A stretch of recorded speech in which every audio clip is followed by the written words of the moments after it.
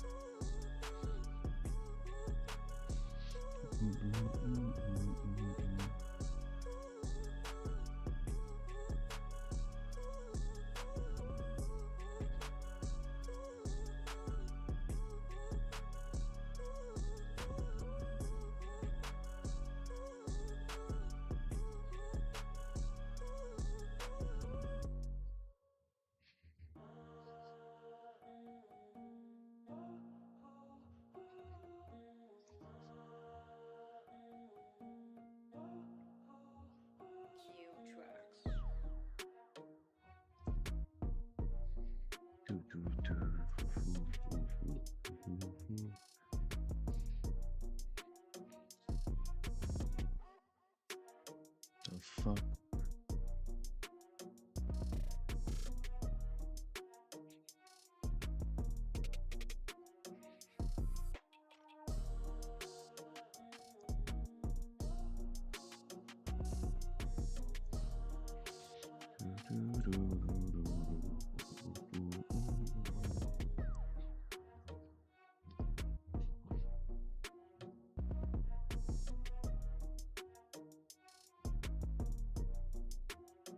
Let me see.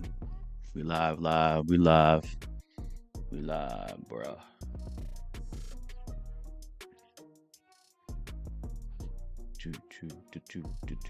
Give a couple of minutes.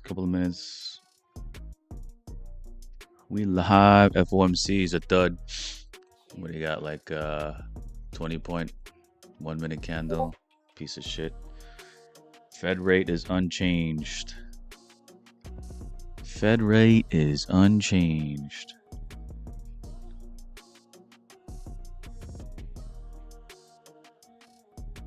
Copy link. I think only YouTube. I can't even do it on TikTok.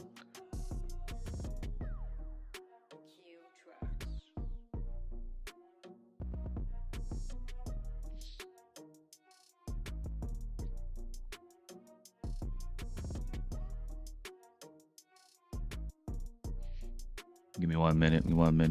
A couple of minutes.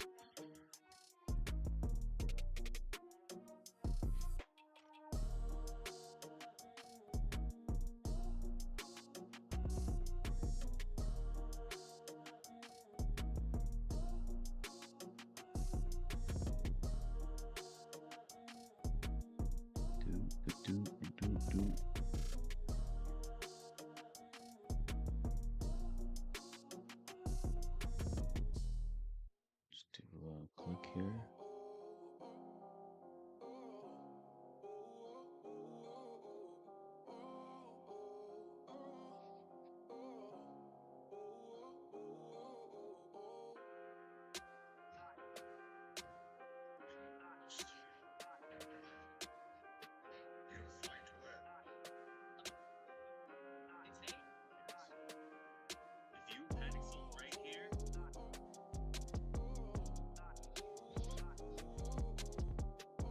Whack ass FOMC candle, 20 handles.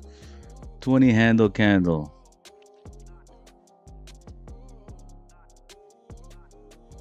Rate is unchanged. Let's see what it says about the rate.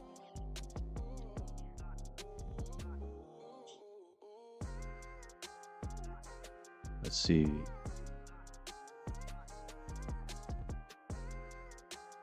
Fed leaves rate unchanged.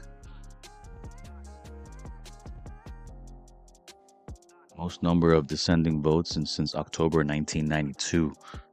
Fed holds the rates, flags uncertainty and rising inflation costs.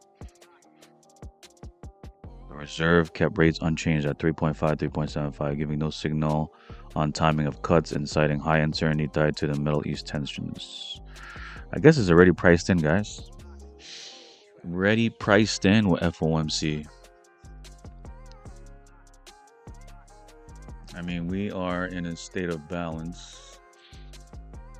Look at the 5-minute. Yeah, we ain't going much. We just stayed in balance. Tried to break out here earlier. Below London low here. London low, Asia low. Tried to break out, came back into balance. Point of control, VWAP. Came back to the extreme. Rejected London high here. Back to fair value. Went up to value area high. Came back into fair value. Tried to break out here. Of course, not going to break out. We have news coming at 2 o'clock, FOMC statement news. Came back to balance right before news came out. And now, the volatility is not even there, bruh. We're still at 13 points ATR. No large participants coming into the market right now. Just got when news comes out, usually the market makers pull their orders because of the uncertainty, and then whatever orders is first on the book, and then it fills it. So that's why you'll see mostly a gap or like zero prints here. But here we gotta push down. Market makers didn't even pull their orders, so that's how you know it's really fucking priced in, boys. Hold on, let me just zoom out so we can get value area low here.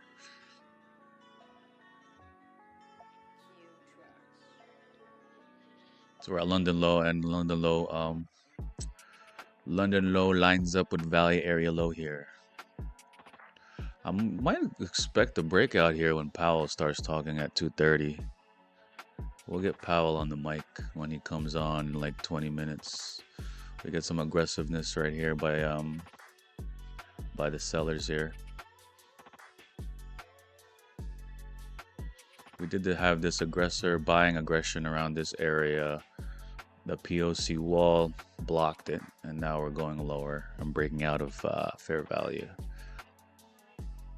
Oh, they're packing it in here.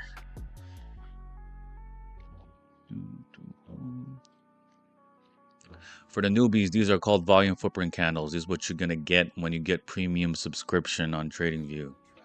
You'll get these candles. You get the candles, and you also get the buying volume and the selling volume inside the candles. On your right side is the ask. On your left side is the bid. When it's highlighted in red here, that means sellers are in control of that price level. If it's highlighted in green right around this area, that means buyers were in control of that price level. That's basically the gist of how you read it. But there's more, nuances and details that I look for in my model when we go live with my premium members. But for now, just basic knowledge is that you got buying volume on your right, selling volume on your left. Basically what it is. And the numbers are exactly the numbers you see. The volume of buyers and the volume of sellers. Higher number, higher the volume, ladies and gentlemen. So now we're getting pushed. We got aggressiveness here under London low and value area low. So we have seller aggression here. Next candle, we have another seller aggression here. Seller aggression here. Also, at your volume footprint candles, you have delta and total volume here. All right. It also tells you those numbers as well when you're have it on your charts. I have a specific setting that I use, and that just makes it easier for me to read the volume footprint candles. Because if you have it on default settings, you have to. When you set your settings for a certain asset, for me it's NQ, and when I was back testing it and forward testing it, I set my settings for me to actually look at the selling volume, buying volume at a quick glance and understand what's going on. So I set it up, for my settings and for my likings and for my personality and my eyes, just to read it off, As soon as I see it, I know what's going on. I know like the pattern. I know what it's highlighting. Like I know the number that I'm looking for. So yeah, these are the things you're gonna have to get used to when you put these volume footprint candles on your chart, right? It's not like an indicator where it's gonna tell you where to buy or sell. This is not. It's not what I'm selling you guys. Like not selling you guys, but this is not how I trade.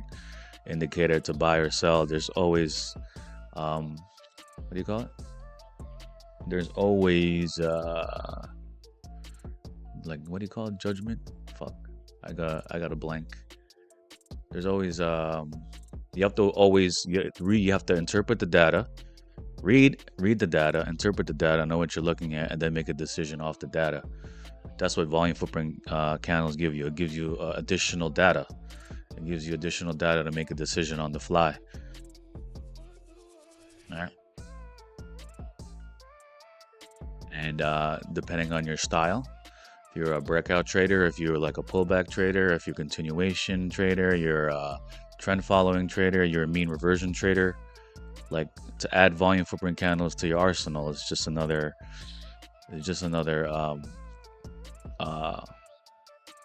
pool of data that you can pull into like your confluence and confirmations for you to take trades and give confidence to you, because then you see the buyers and the sellers stepping in or being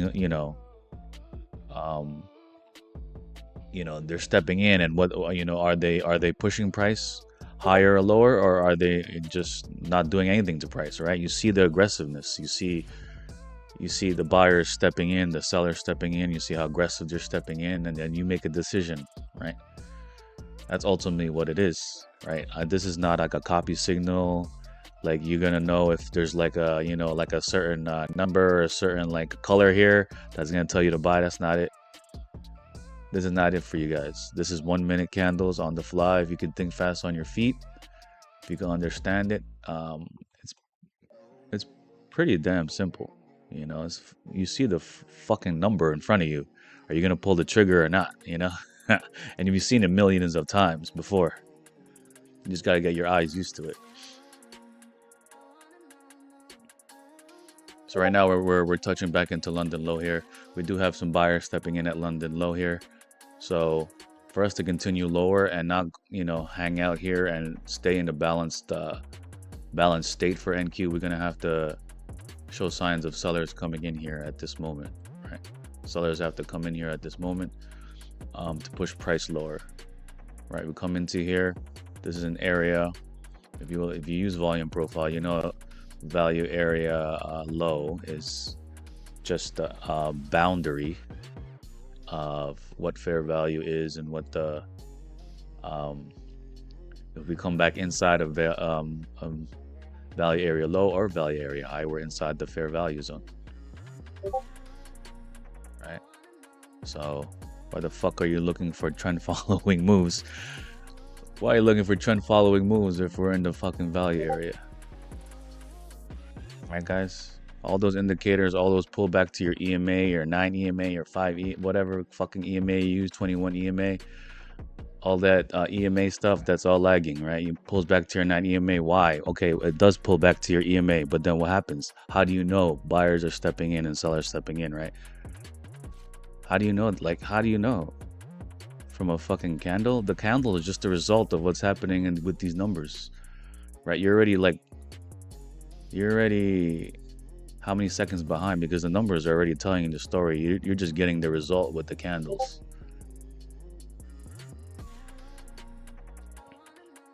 All right, so here we saw buyers coming in, sellers are coming in, and now buyers are stepping back in here. They're pushing here sellers on top of this candle. All right, so let's see if sellers can push this down. But the problem is now the buyers are coming in here because there are more buyers and sellers in this price level. There is imbalances here that's going on top of the candle, which is another continuation move higher, which then if you see this white dotted line here, this is no secret, this is point of control, a key level you have to watch for in every trading session, right? So when it hits this, POC is just a highest trading volume of the session. So buyers and sellers agree at this certain price at this moment, right? So why would you do a trend following system right here? We're at the area of price where buyers and sellers agree. You go to a gas station and the fucking gas is right now it's like $4 or something, but you know, if it was under $4, like $3.75, buyers and sellers love that price. They can sell at $3.75. Buyers like it, so they're gonna stay at that price. It's not gonna move the price, right? If they don't like it, if gas gets up to $4.50, no one's gonna buy gas, so they just sell that off. So that's why price sells off, right? You gotta know when it's balanced or unbalanced markets. Right now we're in point of control, so right now you're just in fucking chop land.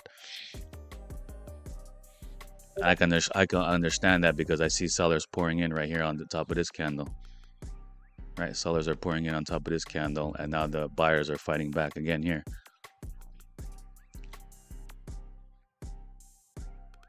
Right, you gotta know the order flow. You gotta know the positioning. It's just like if you guys are play poker. If you guys play poker, you know, you understand what I'm saying. Because you gotta know your position. You gotta know your position sizing. You gotta know what the next man's gonna right next to you is gonna do. Do you have position? Are you like the last to act? You know what I'm saying? Like with poker, you get to see what's going on with everybody first before you're the person that, you know, acts. Because it's not, you know, it's not me, you know, all of us versus them. You know, it's me versus you, bro. For some people, it's me versus me because they can't hold their fucking greed or, you know, their emotions. But at the end of the day, a zero-sum game, guys. It's me versus you. All right? Me versus you, bro. And I got full confidence. I got more information than you.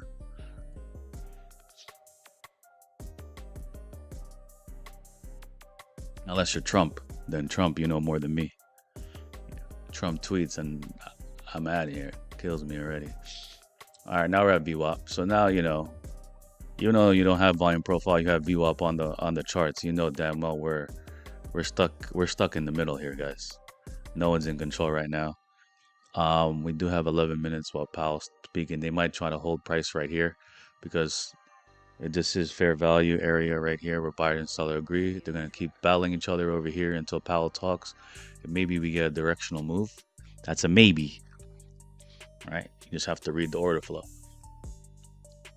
But most of the time, I don't trade FOMC. There's too many volatility. You know, orders get pulled. Market makers don't really fill the orders as they go during news events, especially when Powell's talking. So any kind of like aggressiveness from a buyer or a seller can move price in a direction, you know, towards that direction heavy.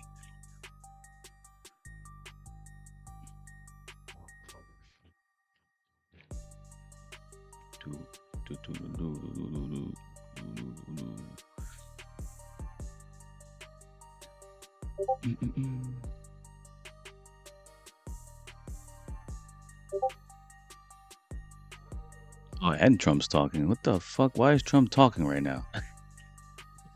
You got Trump talking. He's trying to front run Powell, bro. Motherfucking Trump trying to front run Powell right now, bro.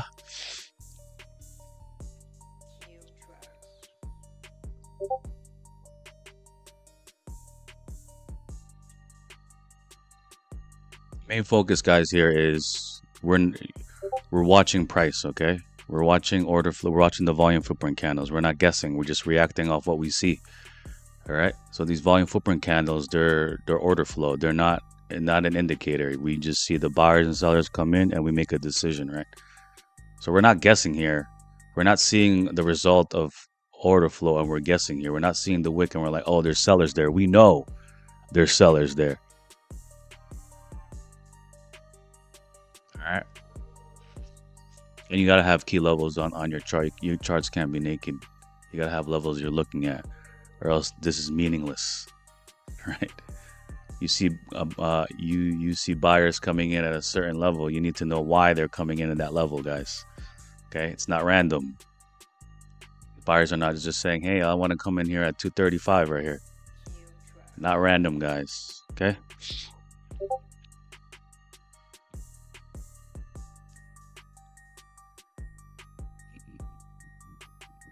Mm, mm, mm, mm, mm. 9 minutes. Ooh, ooh, ooh, ooh.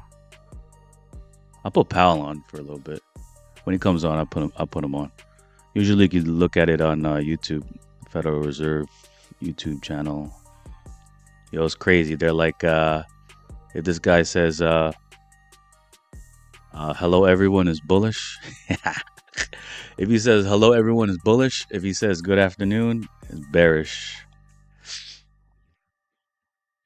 Hello, everyone bullish. What do you call it? Good afternoon, bearish. Put your bets in.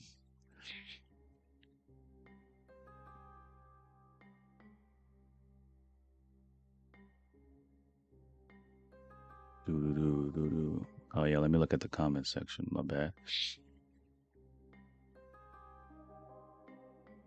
Hi, bro. Can you show me your footprint candles settings? Yeah, go to my Discord, buy the starter pack. It's everything you need to know to set up your charts. If I just give you the settings on their own, that's not an edge, bro. You gotta know how to set up on your own. You gotta know what to look for, and how to set up your charts. Then it'll make sense for you. If I give you the settings, then I'm giving you fish. All right, I'm trying to teach you how to fish, not give you fish and then you eat for one day and that's it. And the footprint candle is not the edge, guys. You gotta know how to read them. The setting is not the edge. What is the name of the Asia High, New York High indicator, guys? This saves me a lot of time. And if you like, I've spent a lot of time setting up my charts. Okay, I'm not gonna give you the whole thing for free. It's not even the edge to have your levels pre-marked for you. You gotta know what to do in these levels. So please, if you're really serious, right, really serious about it, go to the Discord. The link is in the bio on my YouTube. Go there, get yourself the starter pack, and you'll be set up. You get the footprint settings, you'll get the levels pre-marked. Okay. Is that classed as a big whale? Guys, all the questions that you're asking, you just get set up quickly with the starter pack. Quickly with the starter pack. Go on Discord. Go to start here and upgrade, and go get yourself the starter pack, guys. You understand what the aggressive buyers look like, aggressive sellers, and how do I use them? What gives you your bias to either buy or sell? That's a vague question. Yeah, I have a pre-market plan I have every day with the premium members.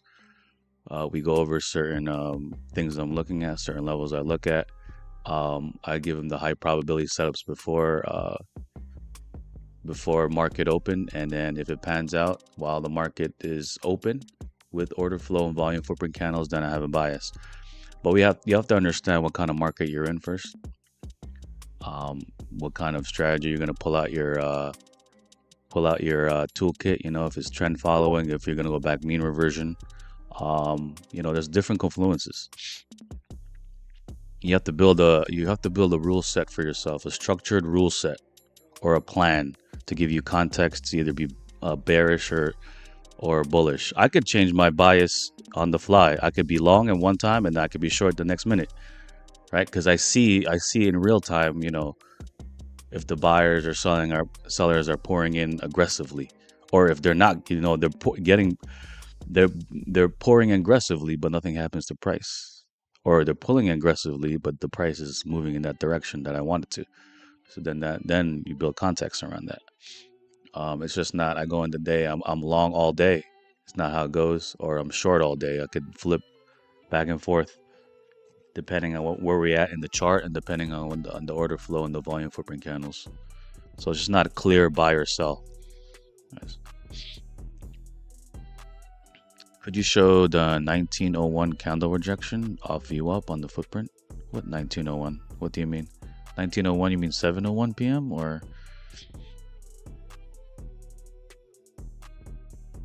Right now, my time is 14:26. So 19, I don't know, we're in different time zones. Charlie Simpson. We're probably in different time zones. So I don't know when the 1901 is.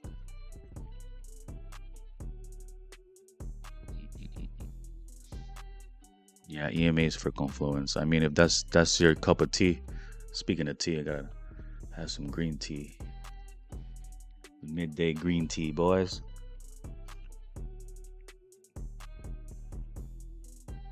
Get that L-theanine in you.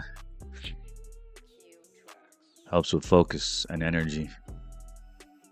L-theanine, boys. Yeah, EMAs, I mean, those are just surface level. Just to be honest, this surface level stuff, man. EMAs are lagging. EMAs are just a product of price action. Price action is a product of order flow. So you're not like two levels, you know. I'm already ahead of you two levels. So if you like, I mean, if you're looking for like I don't know, when you look for a shooting star or a hammer off of a on EMA for you to get into a trade, then I don't know for you, bro. What platform are you trading on? TradingView. Number one, everything, all in one stop shop. TradingView. You can analyze. You have your order flow. You have your levels there, all in one chart. I could just look straight. I don't go look left. I don't go look right for Bookmap. I don't gotta look right for whatever other software you look at. And then I gotta look for another chart for just for candles. I'm looking straight because everything is right there. You know, seconds means a lot in this game, right? If you're looking left, looking right, that's seconds. You gotta do that, and then interpret it while you're looking to your right. So you be the judge. Do you want to be seconds ahead or not? Yeah, trading view. Do you use footprint only on 5 minutes? Nah, this is 1 minute. 5 minute, I look for just an oversized view of what's going on with the market. Am I in a what kind of toolkit I want to use? If it's trend following, mean reversion. Am I in fair value? Where am I in the chart? Right. Just context. You build context. Just build your story around the 5 minute. 1 minute is your execution. Do you think the footprint chart would work good with the opening range break? Guys, yep. I mean, if you do opening range break, there's a lot of traders that, DM me about opening range break works for them. I mean, if you do the opening range break, there's a couple of opening range breaks. There's your 5 minutes and there's your 15-minute breaks, or you do the initial balance breaks, right? Your 1 hour after open, right? You mark your high, your low, and, you look at the extremes and you see if buyers are pouring in at the higher and the low, and you look for continuation. Or if you don't want, you wait for the breakout and you wait for the retest. And on the retest, if you see buyers or sellers coming in there and it confirms your bias going lower or going higher, then you can take it. That's your style. Me personally, I don't use orb. Let's get Powell in here. What did he say? Good afternoon or what? Holla, holla, holla, holla. What did he say, bro? He's coming on. Shit. I'm late. I'm late. You guys asking too many questions. Come on, bro. Yeah, I'm not late.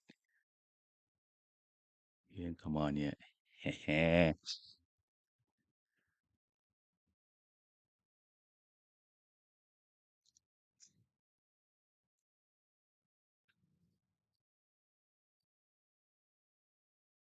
I'm gonna miss this guy. When is his last day as chair, man?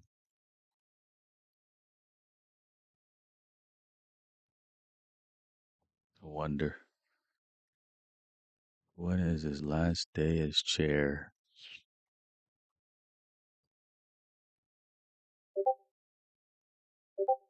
Look- Yo, Trump is a bum, bro. Trump just said it's a good time to lower rates right before Powell speaks. Yo, Powell must be like this fucking guy, front running me and shit. Front running me.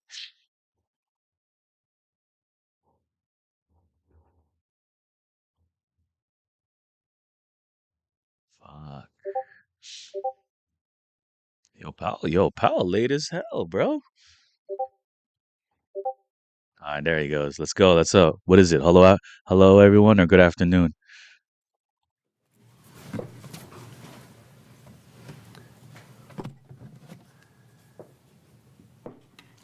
Good afternoon.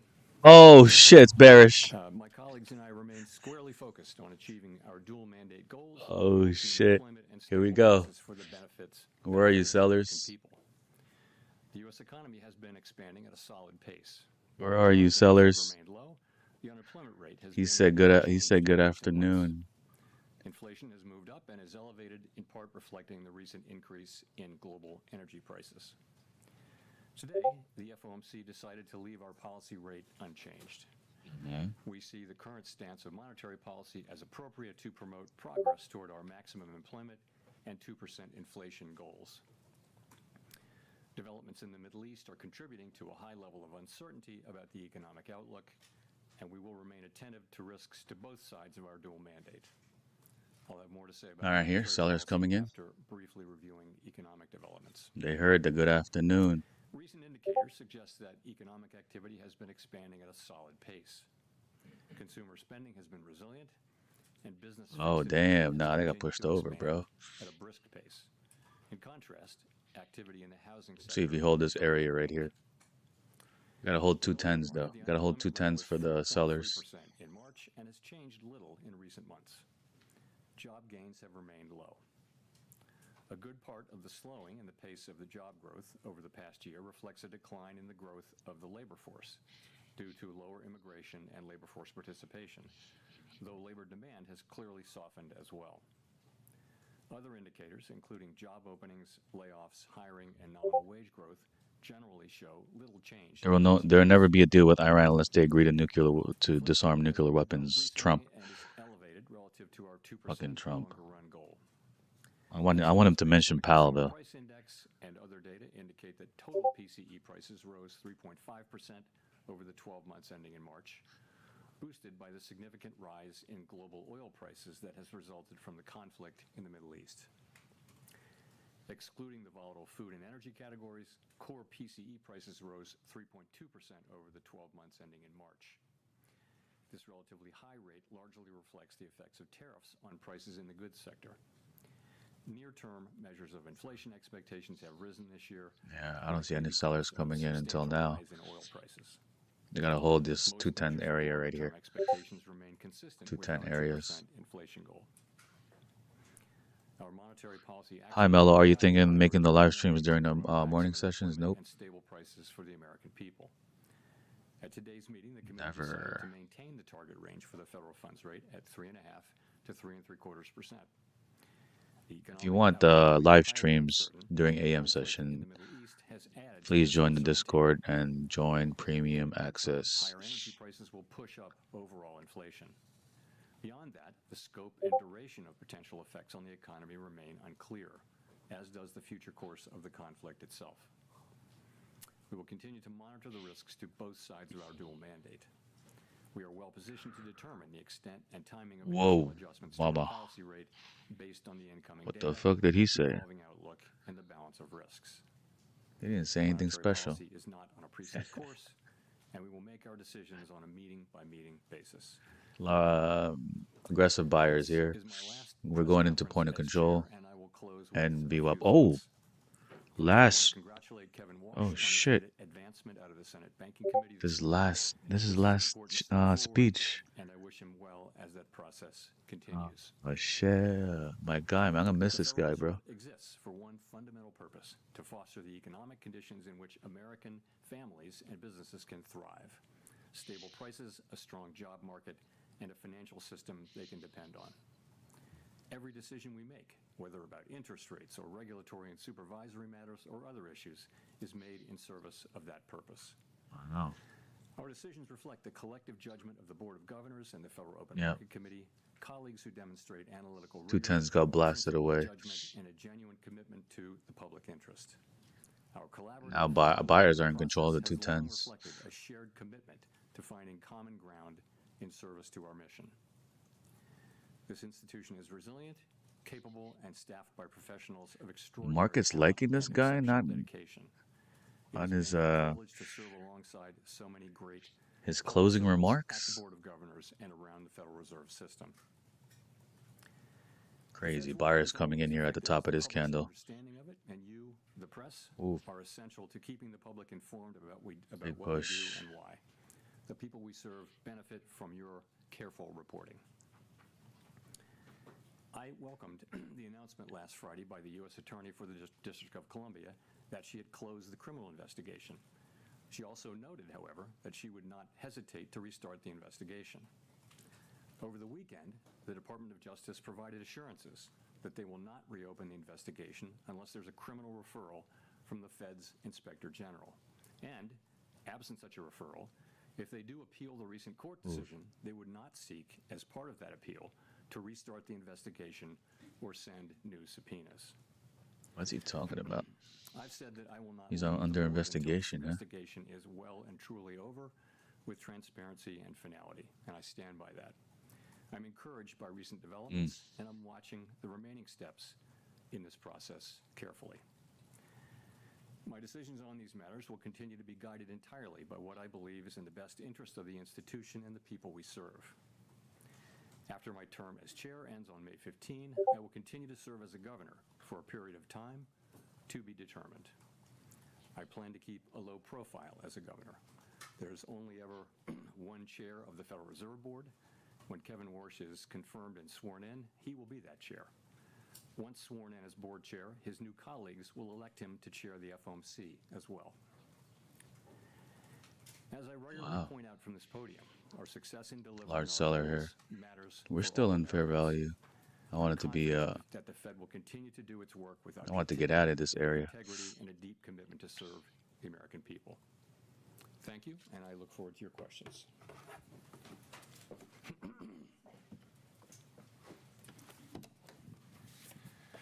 Thank you, Mr. Chair. Appreciate the kind words about the press. Often doesn't come from the podium in different places, but appreciate that. Can you talk about what is gone into your decision to remain on the board? What kind of criteria are you weighing? Oh, you're remaining on the board. Stay. Thank you. Sure. So, my concern is really about the series of legal attacks on the Fed, which threaten our ability to conduct monetary policy without considering political factors. And I want to note here, this has nothing whatever to do with verbal criticism by elected officials.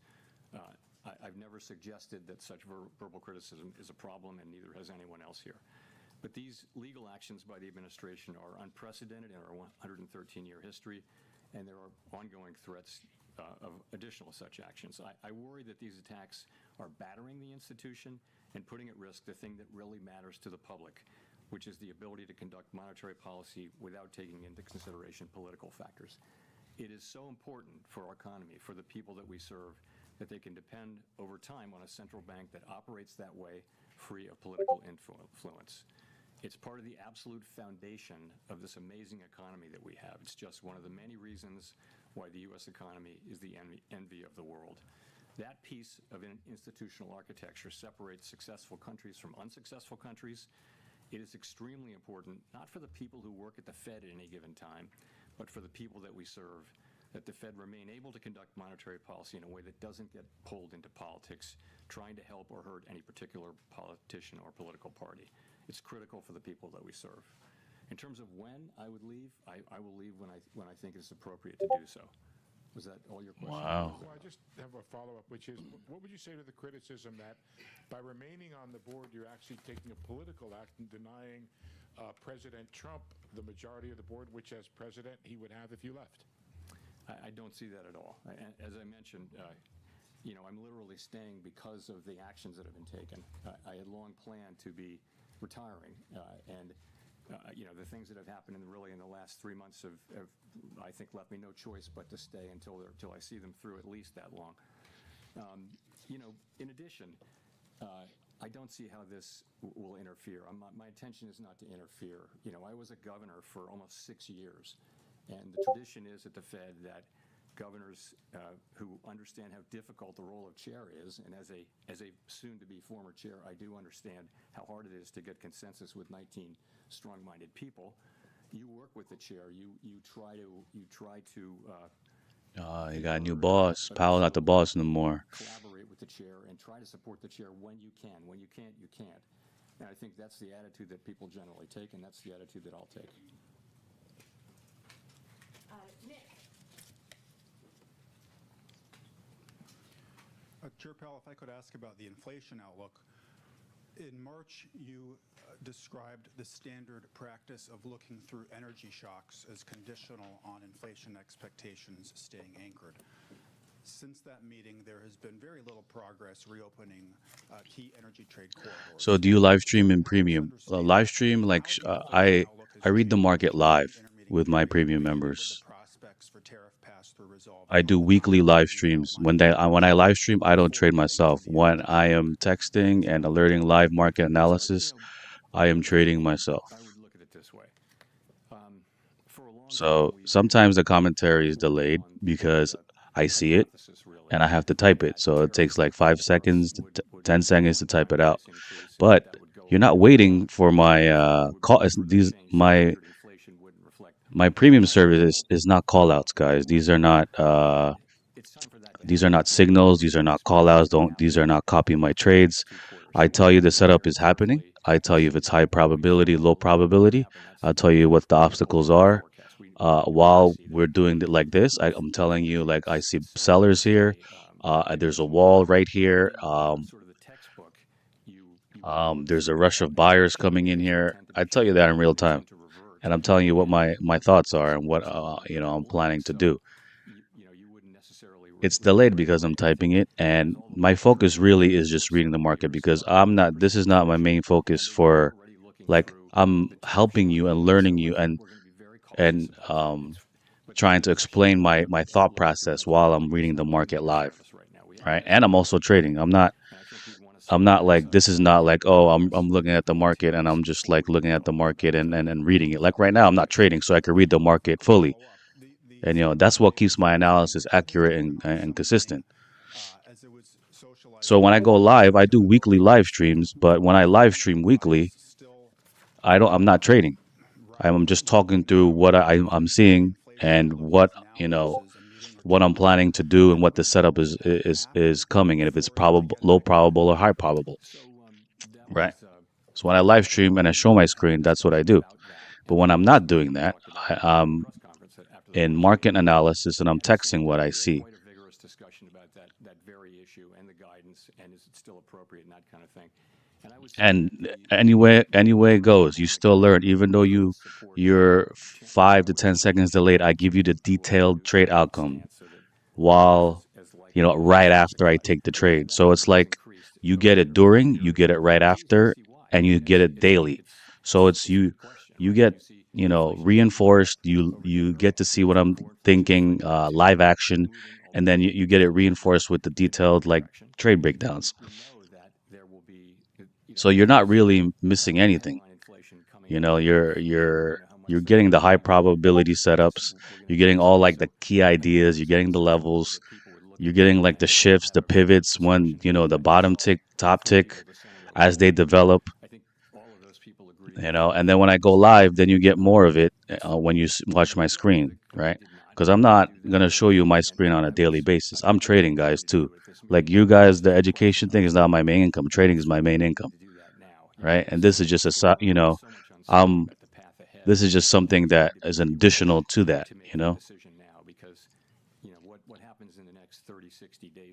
And for that, that's a lot of gems and shit that I drop during these live market analysis every day. Like you see it in real time and you connect the dots deeper. Like you connect the dots while it's happening, you connect the dots afterwards, and it happens on a daily basis. Just going back to this issue of the easing bias.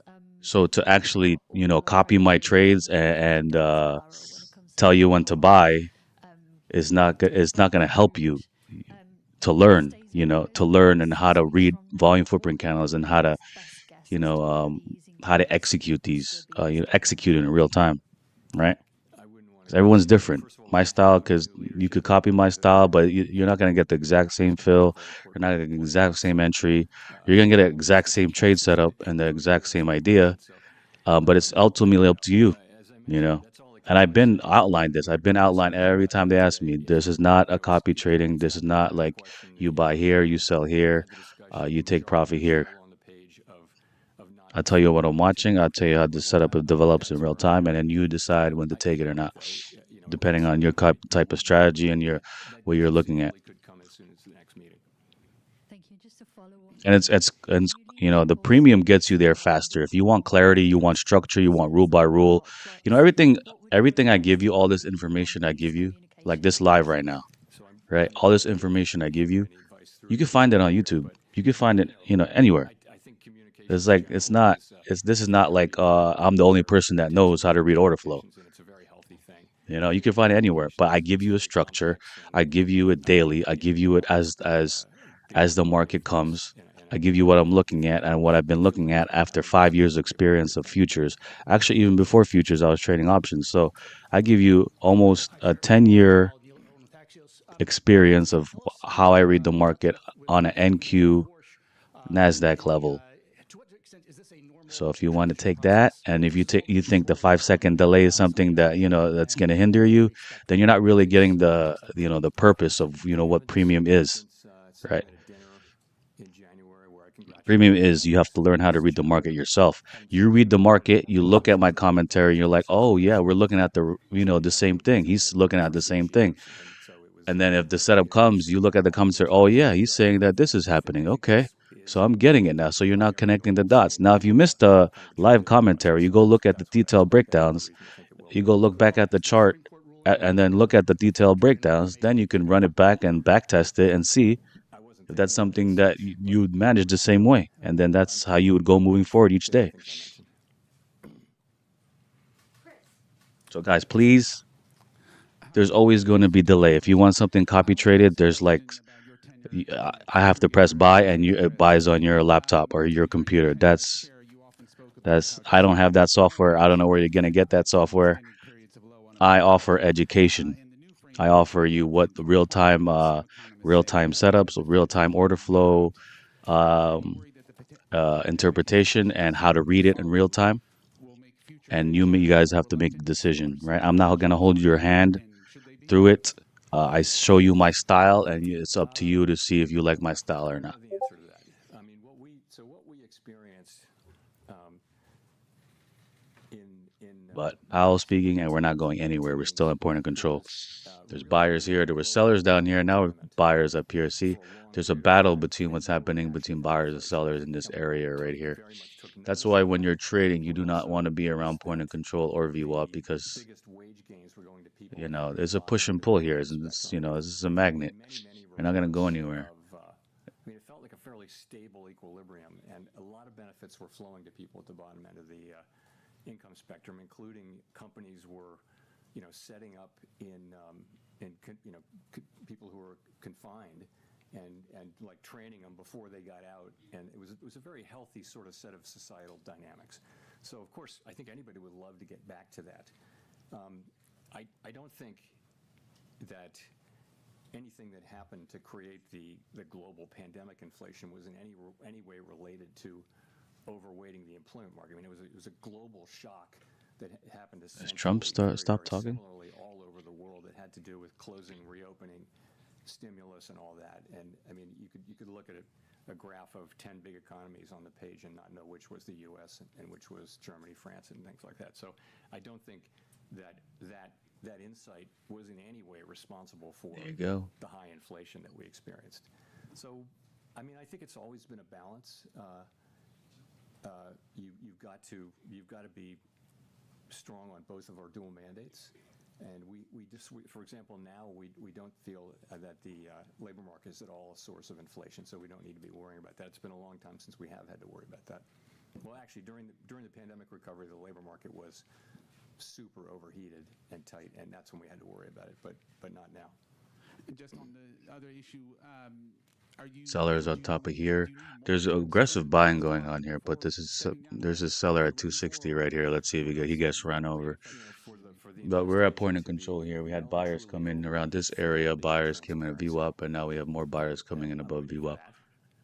There's a seller at 260. Let's see if we get ran over here.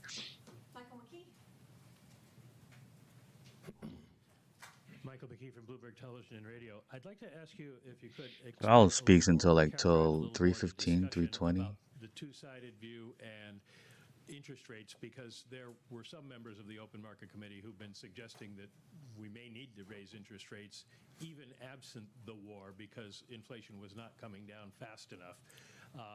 Is there any sense that interest rates might have to go up, or was this Let's just see. a setup to Buyers sort are of, pouring in here around the warn people that 255s. you're See if worried you about push a over this war in seller here progress? at the 260s. The three dissenters and others who could have supported that, and others who were, who were voters and non-voters who preferred it, they all supported the rate decision, right? So people are not saying I learned to use session highs and lows. Yep. Main edge to use levels. Yep. that we should So good. So why can you so what are tell?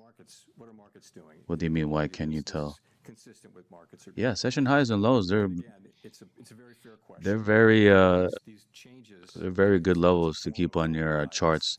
and And they're good levels because these levels just happen pre-market, right?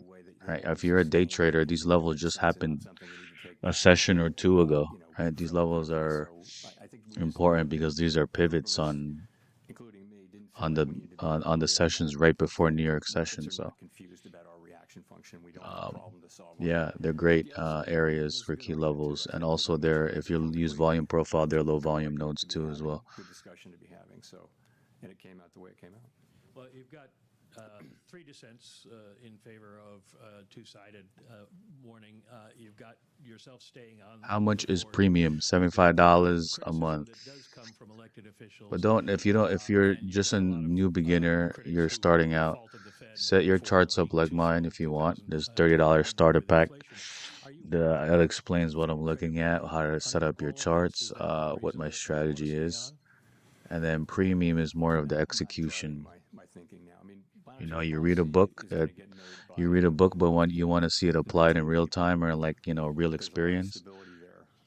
then you get the premium. But if you think just want to read the book, every new it's Fed starter chair pack. has the same situation, which is you've got 18 colleagues on the FOMC, 11 of them vote. Again, during sellers every here in year, this and area. you have to As we get closer to value area high, create there's going to be sellers. consensus. It's to talk to them, understand them, be inside their thinking, and be able to pull them together and get consensus and move. And that's what every Fed chair has to do. And I think Kevin Warsh is actually quite well. He has the capabilities, skills to be very good at that, I would think. So I think I'm not so worried about that process. I think that'll work itself out. Thank you, Chair Powell. Howard Schneider with Reuters. You mentioned that staying on as a governor, you intend to keep a low profile. I'm just wondering if you could give us a little Oh detail shit, on Powell's about to what go that low looks like profile. and how you can. Touche. Walk down the steps. What that looks like, and particularly around the policy discussion, how you're able to have your intervention and not be a shadow chair and not have a kind of an outsized influence over the process. Yeah, that's just something I would never do. The shadow chair. Yeah, thing. I don't know what the exact specifics of it will be, but I'm going back to being a governor. I respect the role of chair. I was a chair. I was a governor for 6 years, and I know what that's like. I know it, and I had a pretty front row seat particularly with Chair Yellen, to whom I was close when I worked with Chairman Bernanke for 2 years, but. I was brand new at that time, so I got a sense of what it was, and I had real sympathy for how hard it is to get that group to consensus. And I always felt like I don't want to add to that unnecessarily, and that means try to support the chairs where the direction the chair wants to go in, if you can. If you can't, you can't. And I think that's the way it's always worked there, because the chair only has one vote, plus the ability to develop consensus. And if people won't be. They won't, if they're not flexible at all, then how do you ever do that? And so that's why the chair has the authority. Good answer by Powell. Is to develop relationships with this people and work with them, and then put something forward that has consensus. And I Looks like we're going higher, be a very boys. constructive participant in that process. Aggressive buying here at the top of this candle is a great sign of continuation to the upside here as we get to value area high. prices bleeding into core inflation And in coming and weeks, because that was, buyers are it stepping in seems right like here the again. commentary that was coming from particularly some of the Reserve Bank presidents. They were elevated concerns about the bleed into core. And, here we are with 3 descents now. What do you see as the prospect? Everyone's waiting for value area to high to get Those broke. prospects are real. Remember, though, and they're real, and the real thing is we're going to have to wait and see. We're going to need to see. And the Oh. good news is we think our policy stance is in a very good place for us to wait and see. We're right kind of. Buyers are having a hard high-end time here at the neutral or 280s. Perhaps mildly restrictive. The labor market shows more and more signs of stability, whereas inflation is kind of misbehaving. And so maybe a little bit of restriction or the high end of neutral is just the right place to be. So we can wait here and see how things work out before we act. And we'll see how much that, how much does come through into core. You see it already in airfares, of course, but you may see it in many other places. Yeah, buyers here, buyers right just here. don't know yet. Has a hard time the 280, the 280. If you smash, the buyers can smash the 280s. Any number of scenarios that you want, but we really won't know till we know. We're looking So like a crash fortunately, we're course in a good into place to Asia high up wait here. and let things develop.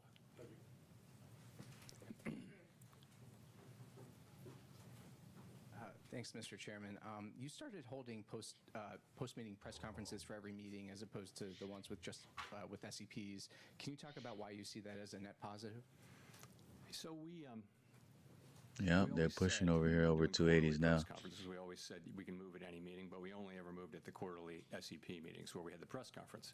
So if you think about it, during Are you waiting for large whales to enter a trade every time? Not necessarily. And doing that without a press conference, I think, would have been quite challenging. It's become the Not industry norm. necessarily. It's the standard. I don't know whether that has to remain that way. I don't know. I mean, it's just something people have become used to, and I do think it's quite helpful to I try to deliver a message on behalf of the committee rather than 18 other people going out and delivering their message, and it's going to be all over the place because we do thankfully have widely disparate views. Okay, thanks.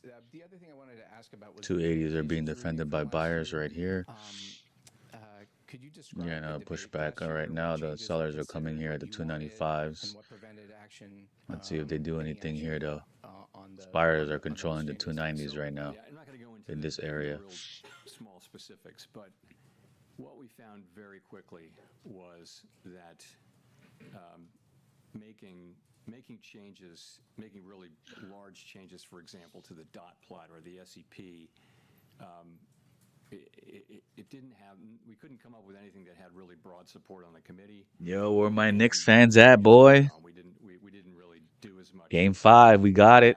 As we might have. And, I was never the world's biggest fan of the dot plot. Game 5, Game 6, about to close that shit out. And, we've looked at a bunch of things, and, it's something. Let's go. Where my Knicks fans at? No Knicks fans? Y'all Y'all whack. Boom, more buyers here, 290s. Changes. We are the only major central bank that doesn't publish a forecast. And that's because we have a 19-person committee, and you try to do that at the board. That's hard. At the committee, that's hard. Oh man, yeah, that's aggressive buying up here at the 300s. But looking at doing it in a different and better way is the most natural thing in the world. Aggressive. Was that a whale you just heard? What the? Thank you. Colby Smith with the New The York Times. fuck? If I could follow up on Mike's question about hikes, are we right to assume that the hawkish outcome for the Fed is still one in which the committee Yes, just sir. We need to extends close them out this pause and game. rate I think cuts? we are. And to what extent They have is no there a answer for growing Knicks sense defense within right the now, committee man. that Knicks are monetary playing policy great defense. really isn't just restrictive at Yeah, all the right now? buyers are The economy poured is in holding up here. relatively well, They better push this despite price major higher. energy shock. The unemployment rate has ticked lower. Inflation was moving sideways even before the war and is now moving higher. So where is the committee at on that debate? Where we're at is we think our policy rate is in a good place. If we need to hike, we will certainly signal that, and we will certainly do it. We got to close If above we need 300s though. to cut, then I need a that's good where we close cut, above and we'll signal 300s. the opposite. I Oof. think because we feel like we're in a good place to move in either Not a direction. good sign for buyers there. Nobody's calling for Buyers got to right hold now. like the 290s here. So it really is going to depend on how things evolve. That 300 that's sellers really are where it like is. that And 300. as I mentioned, much closer question this cycle on changing the guidance, but ultimately we didn't. And as it relates to the war, at what point do you think the risk to growth will be larger Yeah, than the this risk to area right here inflation was as this sellers conflict are goes here on? in this area. You know, you just have to find that out empirically. You know, given our the fact that we're, you know, a big exporter of energy and that our economy Buyers is got a far lot of less support though right energy here. intensive, oil intensive than it was during the 70s. You know, the effects As on we the see a United States are fucking really substantially less than surprise those of surprise guest Western that Europe comes in here, or but Asia, who are feeling much greater effects from these I things. gotta hold Of these the effects we're 290s right feeling here. in the current situation currently, and in sort of Are what's you priced on in, mini which is, futures? you Yes, know, a yes, relatively minis. quick outcome. If this goes on If for you much want to longer and execute prices on go much micros, higher, you then use we'll feel it much more. analyze minis Of and course, execute on I'm micros. talking about aggregate inflation numbers. We're very well aware that Come on, bro. people are experiencing higher gas prices all over the country Those now. 290s got a hold, bro. And that Those fucking hurts. sellers are pouring on right now. Those hikes may continue to happen. Sellers are pouring on things are right going to here. start to reflect airline fares I mentioned and other products and services that are dependent upon petroleum and derivatives of petroleum. People are going to start Something to feel happened that. over here at the 300s that are not very good for buyers. Thank you, Chair Powell. Pulling Edward price Wilson, lower. Fox Business. So I guess I'll just ask you Sellers are directly on coming this. in The here now. markets don't see a rate cut at all this year, is what they're predicting. Do you think that we are at the neutral rate? Why or why not? Neutral rate. Neutral rate is we cannot know it with certainty. I think pretty close to the neutral rate. Yeah, I always had it, you know, between 3% and 4%. We're a little north of 3.5%, so that's well in the range of what I would consider a reasonable, but at the higher end of the range of what I would consider reasonable neutral rate. You know, I think the labor market is still probably cooling off just a little bit, and I don't think there's much of a case for any case really for policy looking, you know, meaningfully restrictive, maybe mildly restrictive or neutral, I would say. And I want to follow up on some of the other questions about your future a little bit. The first time we've seen 4 dissents now since October of 1992, are you handing off a divided Fed? You know, the thing to remember is we have always had vigorous debates, and they're excellent debates. I have to say they've been really good, and we're in an unusually difficult situation. So we've really had 4 supply shocks. You can say more than 4, but at a minimum, we had the pandemic, we had the invasion of Ukraine, we had tariffs, and now we have Iran and the oil. Excuse me. The oil spike. So every supply shock has the capability of driving inflation up and unemployment up. And what do? You know, it's the central bank has a really hard time knowing what to do. So the right thing to do is to try to balance the achievement of those two goals. Buyers, That's what okay, our come framework on. calls for us to do. But these are really tough, difficult judgments. You've got to have a forecast for each variable. You've got to think how long it's going to take to get back to target. You got to think how restrictive or not is policy. So it's only natural that you have a range of views on the committee. You know, people are going to see it different ways. They're going to have different risk tolerances and that kind of thing. I mean, if everybody agreed, that would be surprising. And I think it's partly a function of the extraordinarily challenging. There's something that happened supply here. shocks that we've been dealing with now for 5, 6 years. 1500 at 300. That made this Thank you so much, Chair Powell. pivot With ABC News. all the Are way you down here. confident that Kevin Warsh will stand up to political pressure And from now we Wall get Street to value area high, So and the he sellers are testified just very fucking strongly to pouring the it on effects right of here, this bro. thing, and I'll take him at his word. And when it comes to gas, Buyers it's are over not even $4 a showing up. gallon. Inflation just hit a 2-year high. Should Americans expect to be paying higher gas prices for the rest of this year? And in your view, does that take a rate cut off of the table? And secondly, by staying on as Fed governor, what message do you think you're sending to the president?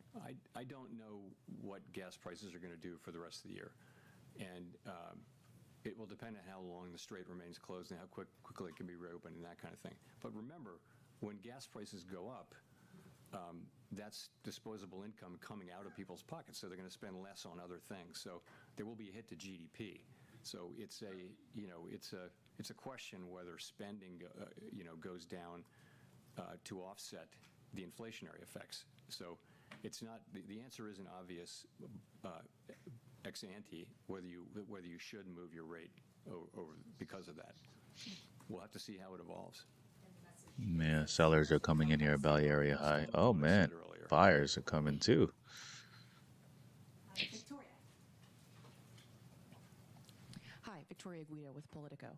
All right, this is an area where they're fighting here. Pressure in a lot of different 275 area. And I was just wondering, practically speaking, where do you see Fed independence as coming from? Is it the law? Is it political support from Congress? Is it the actions of the Fed?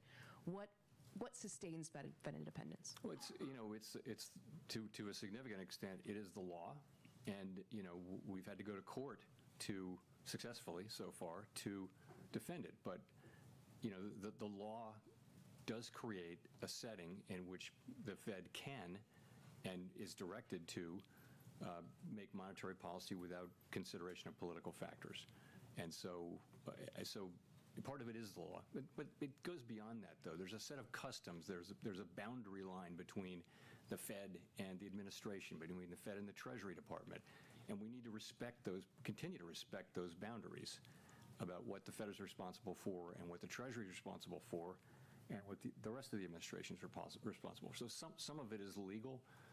In fact, it's all legal at the end of the day. But it's more than just monetary policy. We don't want to use our tools to. We haven't wanted to use our tools to achieve goals that are really clearly outside our mandate. Every administration looks at our tools and thinks, yeah, it would be good to repurpose those to serve other purposes, but that's dragging us into politics and into fiscal policy. So we've resisted that. Well, and maybe another way of asking it too is, do you think that Fed independence is as strong now as when you became chair? And if so, why? Look, I think it's at risk. I mean, I think these legal assaults, if you will, as I mentioned, the institution is being battered over these things. We're having to resort to, the courts to enforce our legal, it's not so much independence. It's really the ability to make monetary policy without political considerations.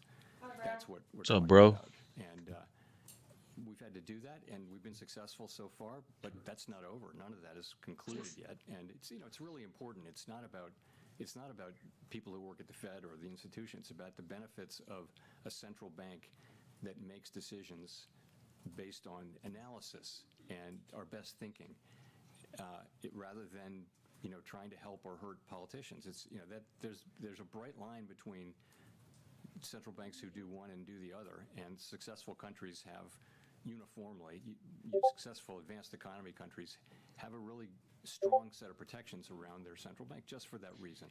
So that's what it's all about. I think I am confident, as I said in my remarks, that the Fed will continue to make its decision based on analysis, rigorous analysis, and not on political considerations. But we've had to fight for it, and I'd like to think that we can get out of that era and go back to respecting, what the law says and what custom has been, which is to, let the Fed do our thing. It's an institution full of human beings who work super hard to get things right for the benefit of the public. 260s here is the line in the sand for buyers. You got to hold that area. To make, decisions without political considerations and the very best analysis we can bring. I'm not seeing any follow-up though here in Valley area high here. Need some follow-up from buyers. How would you characterize what you've heard from your colleagues on your decision to stay? Do you have their support? And then have you heard concern from your colleagues about continued legal attacks from the executive branch? Is this something that others have, talked to you about? So I think that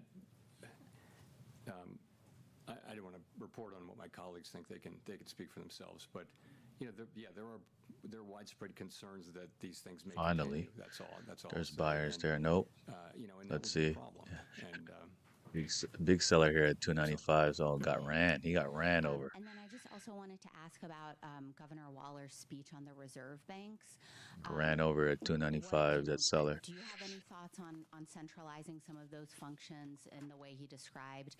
And then are you concerned that something like that could potentially be a slippery slope to, to consolidate reserve bank functions even All right. more? He's still pouring it on. Where the central bank ultimately loses some of that important regional information. So we try to be good stewards of the public's money and efficient. At 300, bro. The sellers are not letting go of that 300. So are the reserve. So are the presidents, and it's a question of how do you accomplish it. We of course, and Chris said this in his speech. We want 12 strong, independent central banks with their own staffs and their own monetary policy views and all that.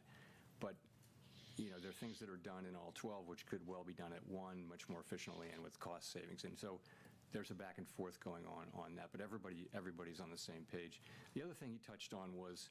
Well, you ain't do shit. The idea of removing reserve bank presidents from office. 100-point ripper. Different views on monetary policy, and I would just agree with him so strongly that would be the beginning of the end of the Fed's ability. Damn, on your way out, bro, you should have had like a 500-point ripper, pal. You're just another cabinet agency at that point, so that's not something that I would support. Chris said the same thing. Christine. Yeah, the sellers are fighting here, but they're not getting any traction up here. 305s. They keep pouring it on here. Now the buyers are coming in too. Finally, those sellers get away here at the 300s. That's for someone else to say. I'll give you a mulligan on that.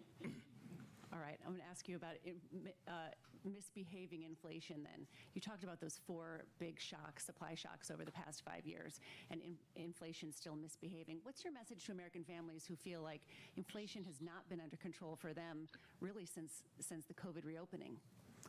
We're committed to bring inflation back down to 2% and sustainably. That's our goal, and we'll stick at it until that happens. We keep getting these events keep happening, which keep driving up costs, and the best thing we can do is to use our tools to guide inflation back down. Come on, 305s. There's buyers right here. 305s. Costly in terms of. I don't see it not sweeping this Asia high here, boy. Try to get there over time in a way that does the least damage possible, and our commitment to that is never ending and unshakable. How would you describe the economy outside of the misbehaving inflation? I mean, it's still awfully resilient given all of the blows. I don't know that you can be awfully resilient. So it's actually quite resilient, I would say, because it's a positive thing. If I can have that amendment, yeah, the growth is really solid across our economy. Some of that is. Let's see if buyers push this higher above Asia high here. And some of it is just the apparently insatiable demand for data centers all over the United States. So a lot of business investment going into building data centers, and every reason to think that continues. So you've got an economy that's growing at 2% or better. There we go. PFP, which is private domestic final purchases, which is really a better signal of a momentum. Bye Asia high. So that's a positive thing. If you look at the unemployment rate, it's 4.3%. So that's a low rate. Let's see if we continue here or fall back. We've been there for right now, the continuation right here. It doesn't feel like a good labor market to some who don't have jobs because quits are really low, hires are really low, and there's effectively no new net job creation. So that's in a sense, the labor market is in balance. Getting some aggressive buying here above Asia high here. An uncomfortable kind of a balance where people who don't have jobs will have a hard time breaking in unless somebody quits their job. So that's pretty good. Inflation is the thing we need to work on, and it's partly tariffs, which we think that inflation they're coming in should here subside now over the course of this year because it's kind of a one-time increase. It shouldn't be repeated. And that should start happening They're pretty coming soon. in here. Inflation that we're getting should go through fairly quickly. Close above 330s here. We'll just have to see how that works out. In the meantime, we think our policy stance is in a good place for us to hold and make developments. Thank you, Chair Powell. Jennifer Schonberger with Yahoo Finance. At the risk of 320s. horse here, clearly 320s buyers have to hold here. keeping that easing bias in All the right. statement. They put it on And up here you said heavy that the at the majority 330s still here. didn't need, Is that their still last needed push, or to, they can move to still rate push at here this for the point. buyers? So does the majority of the committee still have a bias towards cuts at this point, or has the bias on the committee shifted away from cuts towards holding or hikes if that was needed? So I think that, the center is moving toward a more neutral place, and that's sort of what markets are saying too. I just think, there's a lot of signaling going on when you change guidance like that, and so we just, I guess a majority of us didn't feel like we needed to send a signal on that right now. But maybe it'll come to that. And the reason is because, we're kind of waiting to see what happens with events in the Middle East and what are the implications of those events for the U.S. economy. This guy always talking about the Middle East on the hate uncertainty. do that. Bro, without, I think without the Middle East, bro, I think we would have been flying harder, higher. A neutral bias before that, but there was a difference over whether to do it at this meeting, at a meeting at which all but one of us agreed that the rate decision was correct, which was not to move. And you just said moments ago that you believe Fed independence is at risk. Is it safe to say that you want to stay on as a governor to serve as a check and balance on that? I want to stay until I will stay until I feel it's appropriate for me to leave. And yes, that is really what is driving this. I'm not looking to be, a high profile dissident or anything like that. I'm more looking at the other aspects of this and wanting to see that things have calmed down and we're returning to a traditional model of Not a good sign here for buyers in this candle. Not a good sign, boys. That's what I'm. Buyers gotta keep pouring it in here at the 320s for us to go higher. Thanks, Chair Powell. Matt Egan with CNN. You've made many tough decisions in your time at the Fed, and as your time as chair comes to a close, and you think about your tenure and perhaps your legacy, are there any decisions that stand out as ones that you're particularly proud of? And are there any that, with the benefit of hindsight, you would take a mulligan on? Yeah, it's hard. I wouldn't want to single out individual things at this point. I'll just say, we, all of us together, have consistently tried to do what we think is best for the American people based on our tools and our objectives that Congress has given us. It's been very challenging because we've been in a situation of supply shocks really for 6 years, and that's just a very different situation than for a very long time. What the Fed and other central banks were doing all the time was demand management. And, and there was always the inflation mandate, but inflation was low for 25 years. So this is a very different world and a much more challenging one. Buyers not looking good. Objectives. And by the way, central banks that have an inflation mandate have to do exactly the same thing because they're balancing economic activity. So that's been challenging, and we've tried to do our very best through these really challenging times, and I'm really proud of the work that I've done, that my colleagues and I have done during these years. Now, to follow up on some of the discussion around Fed independence, can you explain to the public why this notion of Fed independence, which might sound kind of wonky to some, is so critical? I mean, what are the consequences if either the Supreme Court rules against Lisa Cook or the Fed in the future decides to make decisions more around the political calendar instead of the economic data? So every major advanced economy in the world has made the same decision the United States has made, and that is that they want to take the making of monetary policy, the setting of interest rates to support the economy, to achieve maximum employment and price stability. They want to take that out of the direct control of elected politicians. Yeah, sellers are pouring it on here. Elected politicians are always running for Gotta, election. definitely this price has to get lower. And that will lead to inflation over time. So after literally centuries of experience with that, the whole world moved to the different model, and it's worked great. I mean, this is the era in which inflation was under control for 40 years. Then we had the pandemic, inflation everywhere in the world, and now we have inflation that had gone pretty much all the way back to target, really close to all the way back to target, and now is being buffeted by the energy shock, in the U.S. buffeted by the tariff shock as well. So, but what I would say to the general public is that's the backstory. Yep. Is, No buyers here, man. They're pouring it don't on think here. about it, an institution being independent. All Think right, about there it you go. this way, that Come you on. want people to make monetary policy and set interest rates to benefit the general public and to try to achieve economic goals, which are maximum employment and price stability, and focus only on that and ignore political considerations completely. Ignore them. This isn't bipartisan. This is nonpartisan. Nice. I like that. So I like that for we buyers. just work directly for the American people doing these things. We don't think, oh, I want to do this because the president says it's a good idea, or because there's an election Gotta coming close up above and 310s here. I want to speed up or slow down the economy. I mean, think about that. If that's what we were doing, we'd have no credibility. Markets would lose faith in us, and our ability to control inflation and have any respect would be gone. And let me say, whatever people say, the markets believe in that we will produce 2%. Damn, your inflation. exit, Look at Powell, is like underlying one of the expectations. most. Markets believe that there's no sense in which our credibility in the markets has weakened. It's just not the case. It's people do get it, that this is our commitment and that we will achieve it, and it's priced in.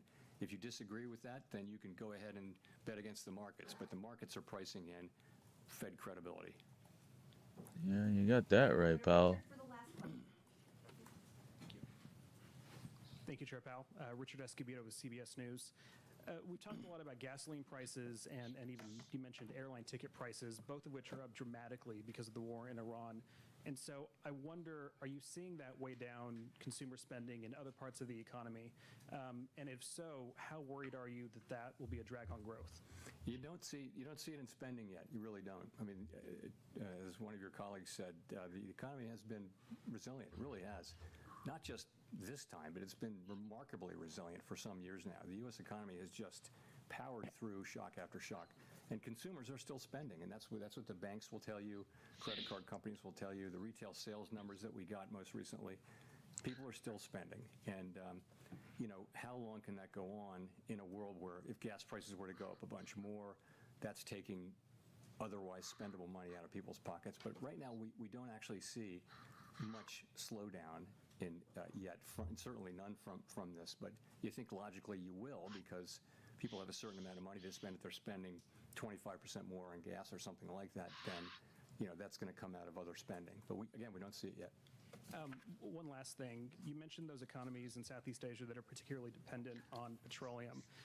They make a lot of the stuff that American consumers buy. So was there any discussion today about whether or not those costs getting passed along to consumers is a real concern? Let's see when Powell stops talking, this market's like, fuck this shit, go higher. Are in the models that we use to calculate inflation.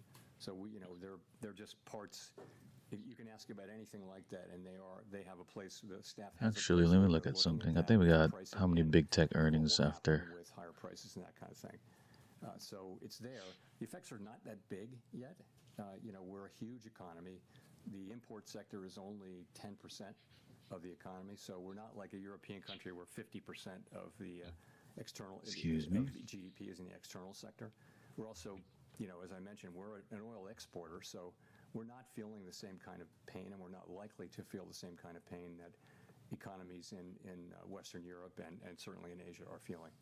Anyway, thank you very much, everyone. There you go. He's done for. I won't see you next time. That's it for Powell. I miss this guy, bro. There goes Powell, bro. What an exit to nothing. Yeah, we got Microsoft, Amazon, Meta, and Alphabet. Wow. That's why this market not going nowhere, bro. I would think this market will go lower and then afterwards go higher with all these earnings coming out.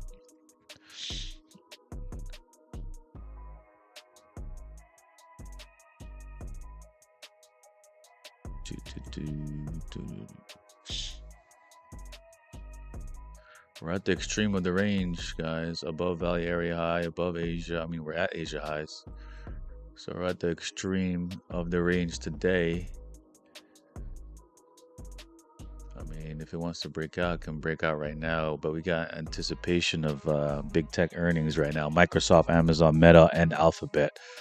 All after bell close today. Will they cancel each other out, or will they just fucking rip higher? Or let's sell the news kind of deal. Or we just fucking gap down.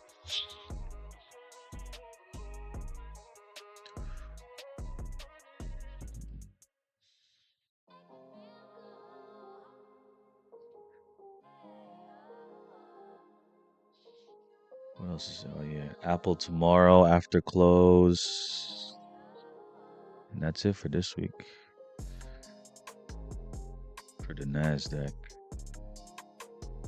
And Qualcomm today.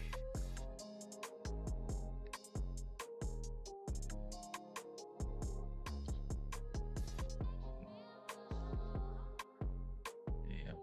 These motherfuckers all got it all one. Usually just two major big tech earnings, but they have four fucking today after market close.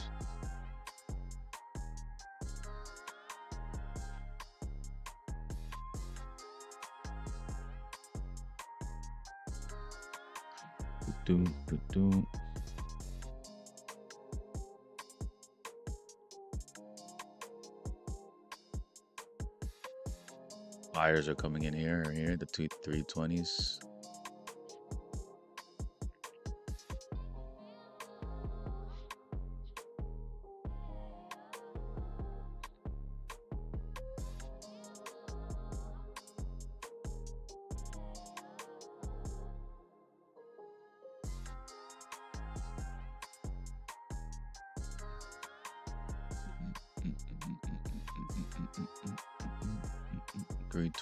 Three twenties. Buyers are here.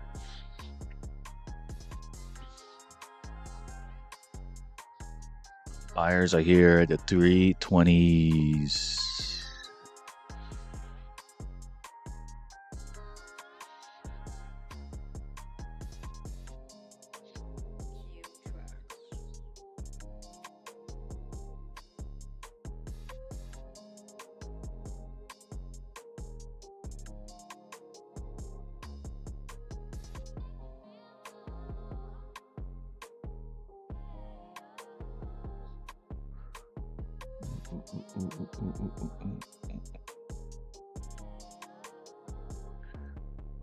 Bro.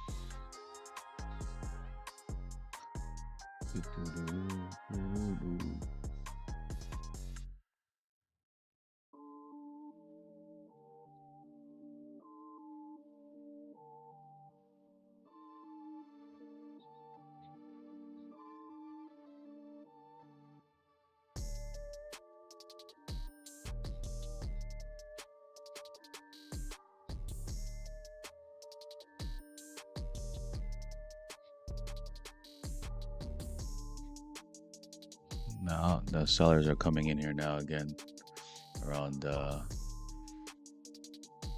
Asia high here.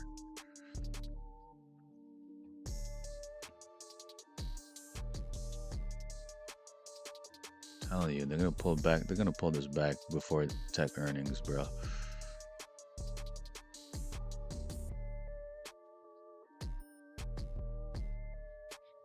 $315s. Sellers at the 315s here.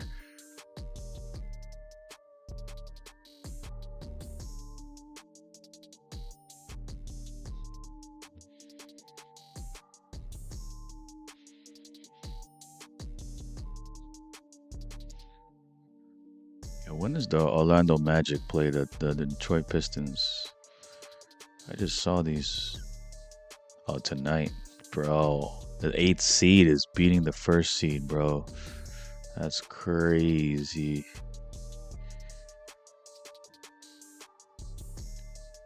Yeah, I didn't know Orlando was like that.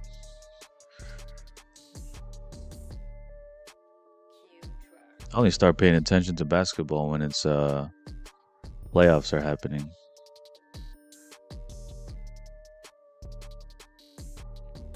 Dude. Bro, I wish Orlando beats them, bro.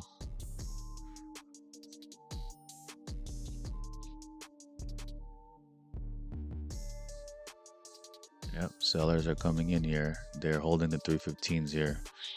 Buyers tried to step in here at the 295s here, but they're getting ran over right now. See if they keep trying to attack. Oh, they're battling here with the 300s. They're battling right here at the 300s. Sellers are winning though here at this area. Something happened with order flow here. That's not a good sign for buyers.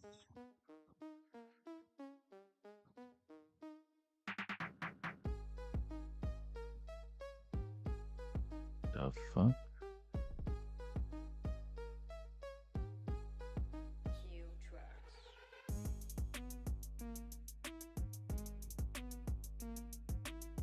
Fucking somebody was trying to get into my TikTok. The hell? Oh no, this is a TikTok scam, huh? Yo, there are a lot of scammers on TikTok.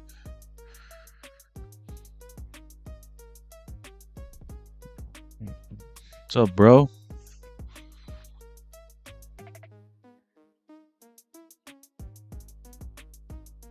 Real live stream? Yeah.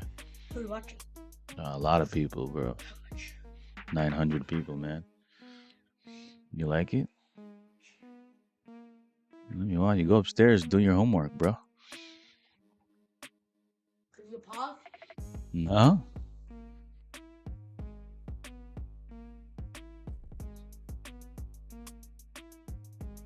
$270s buyers are trying to step back in here. Nope, got crushed. 70s are going down. Could we get back to VWAP maybe or point of control before market close? Yep, they're pouring it on here. Oh, they're both pouring it on here at the 270s. Oh, because you have ice cream. Bought you ice cream. The heck?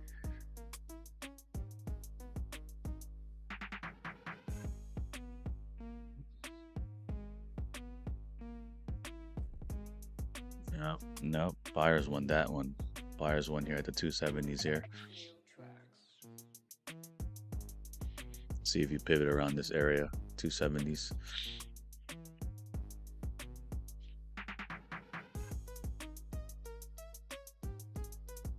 Won't be surprised if sellers come back in here to push it back down to VWAP, point of control. But buyers are starting to fight back here at the 270s.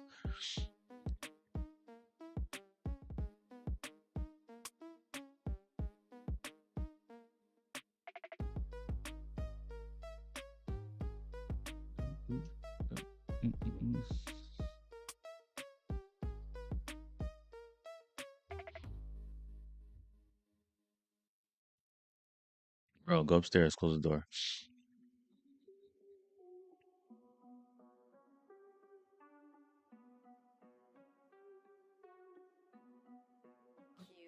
Yeah, buyers are coming in here to 75s.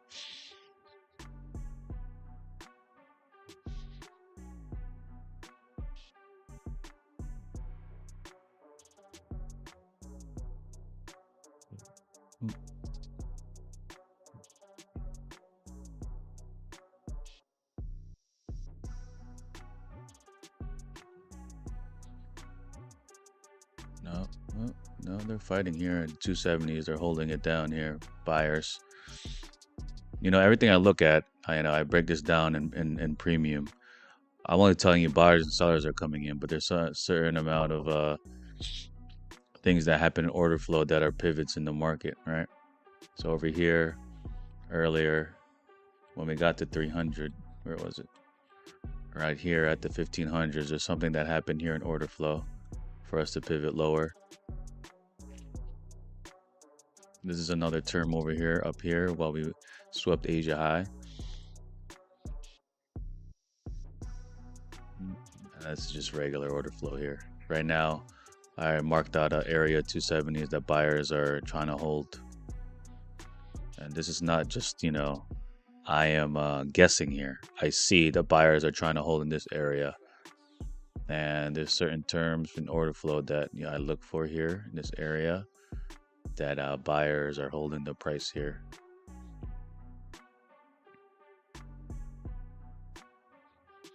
All right, there was a major buyer over here too, here at the 285s. At value area high, wants to push this price higher, right? So it's high probability that we are going to go higher in this area. 285s, buyers are coming in here.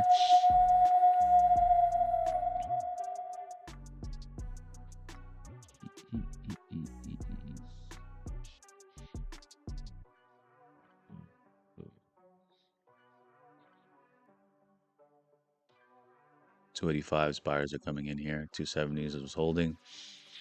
The sellers are coming back strong here at the 290s. Let's see if it push price lower.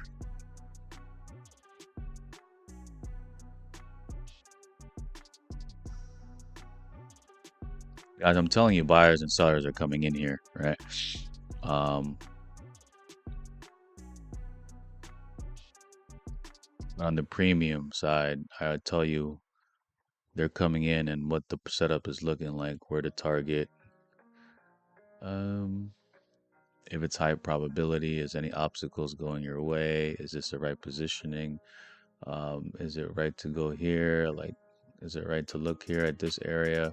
What's happening in this area to move price higher? What's happening in this area to move price lower?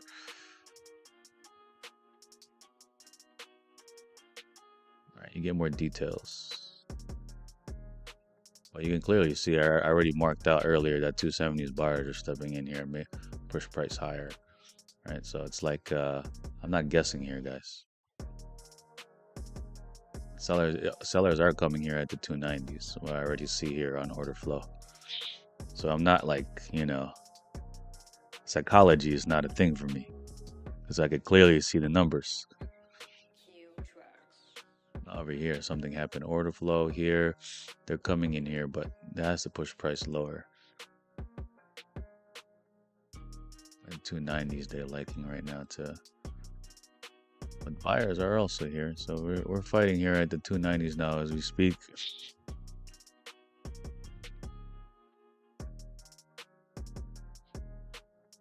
Last 10 minutes of the market, we have market on close orders, right? These are when large institutions, they put in their orders in right before market close. There's a lot of volume. It pulls the price either higher or lower in one direction, but it's very volatile. It's a roller coaster of an event. I don't usually trade. I don't even trade power hour, but you're going to see it here in about 10 minutes. You see the volatility of these market on close orders. Last 10 minutes of market close. 3:50 to 4 o'clock. You'll see it. See the volume kicking into. Yeah, this 290 area is where they're fighting right now.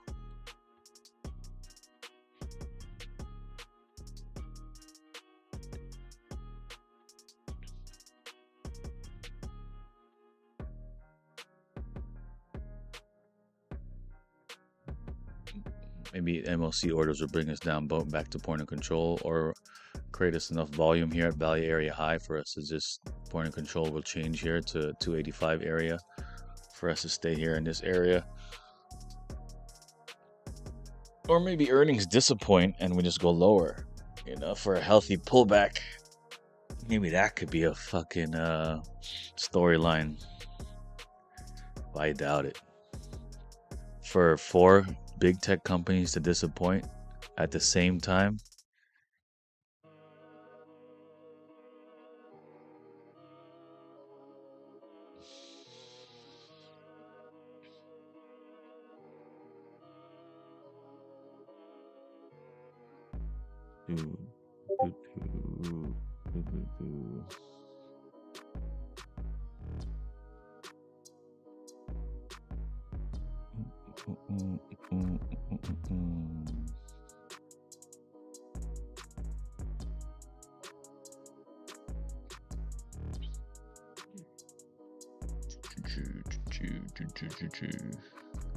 How long you been trading Footprint? For a while now, brother.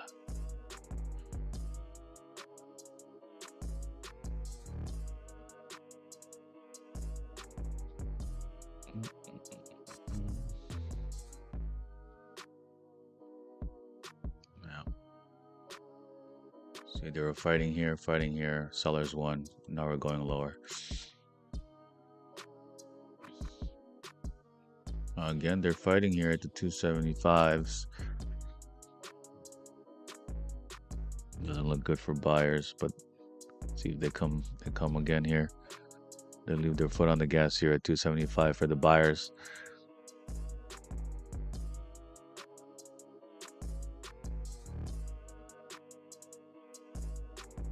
Now they're fighting here.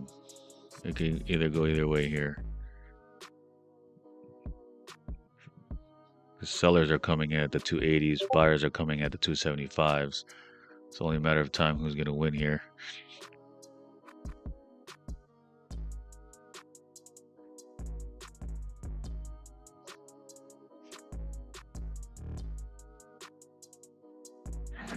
Excuse me.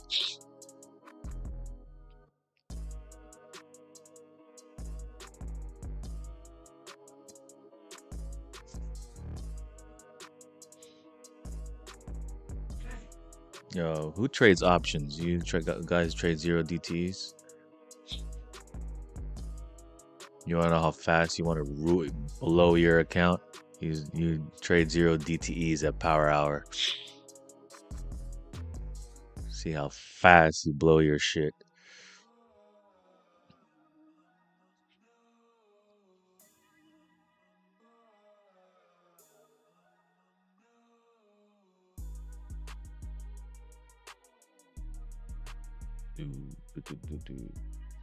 What's that game?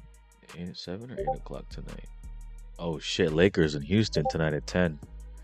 Lakers about to close that out too. That's a bunch of games. So 7 o'clock and at 10 o'clock. It's the best time for basketball. Basketball is on every fucking day, every night in the playoffs.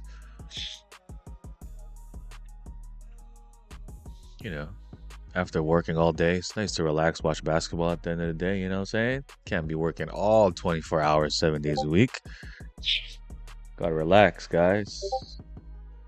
Get off the charts. Don't be trading Asia session doing fucking Houston versus Lakers game.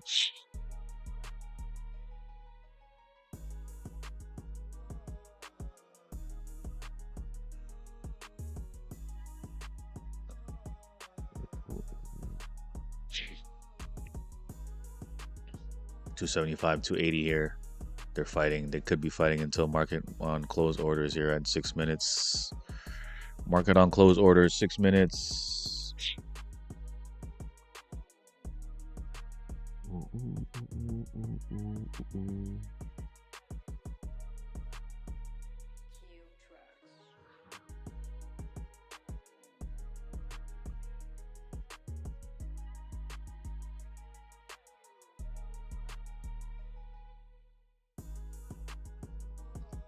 Buyers looking like they're winning here.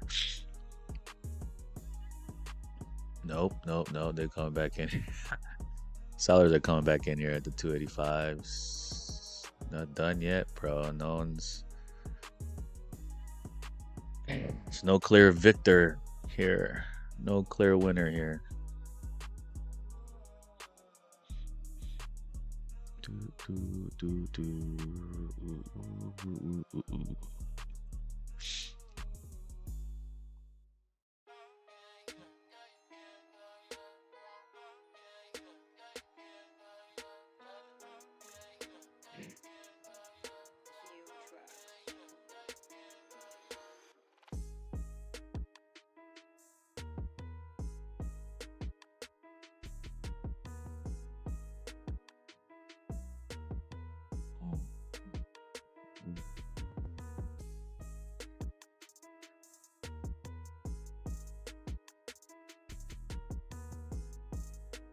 Okay, Valley area high here, 285s. They're battling again. 285s here. So it's from like 270 to 285s. Look like they're battling here. Right now, it looks like the buyers are. Nope.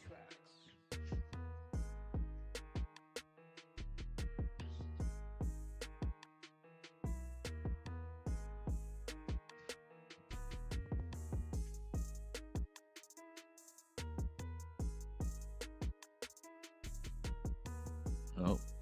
Nope. Nope. Nope. Something happening here with the buyers. Buyers, no good for buyers.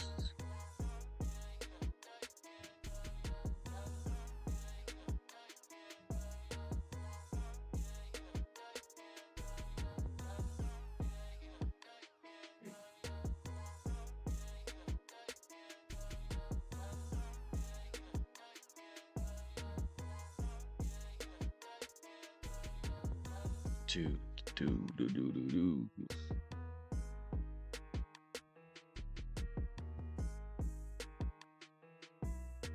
Ooh, ooh, ooh, ooh, ooh, ooh, ooh.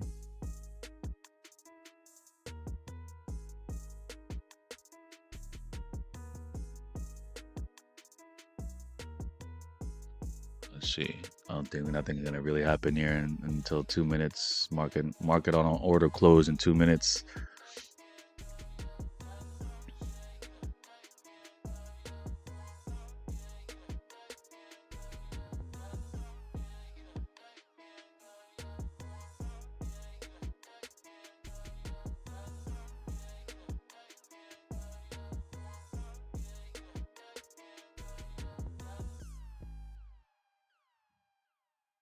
Two minutes. 2 minutes.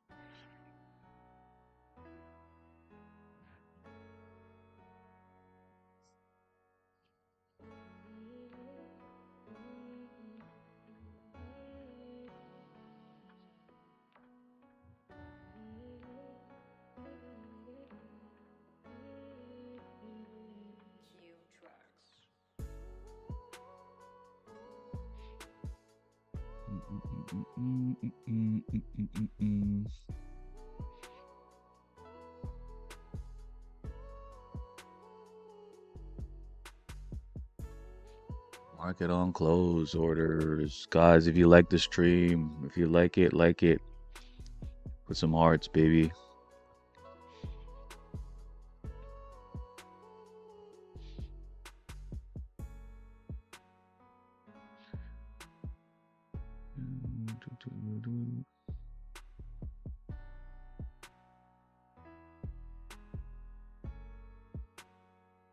Six.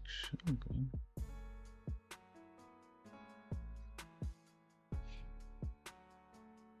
Got 10 seconds till market on order close.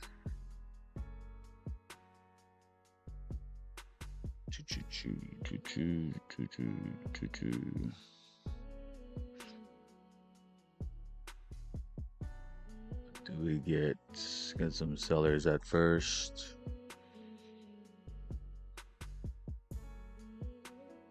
Come on, you gotta push it back down to fair value.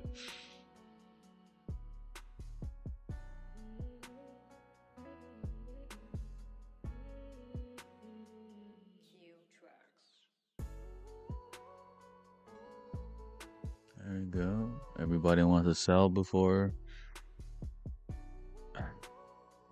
we get a move higher.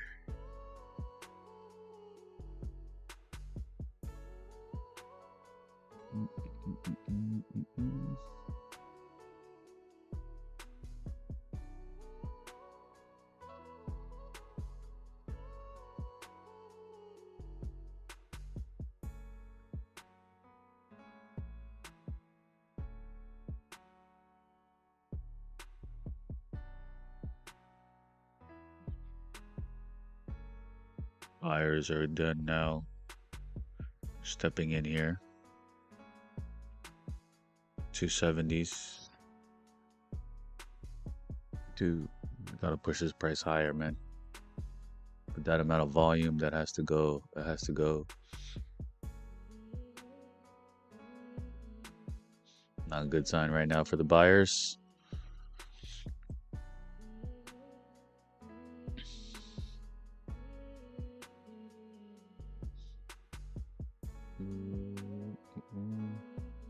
They're trying really hard, these buyers right now, man. They trying really hard right now to push price higher, bro. They trying really hard, guys. Not a good sign for buyers right there. Let's see if they can follow through here.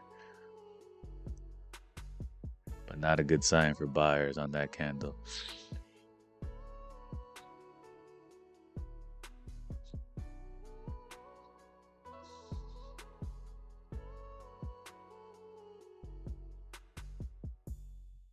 Yeah, they're following it up here.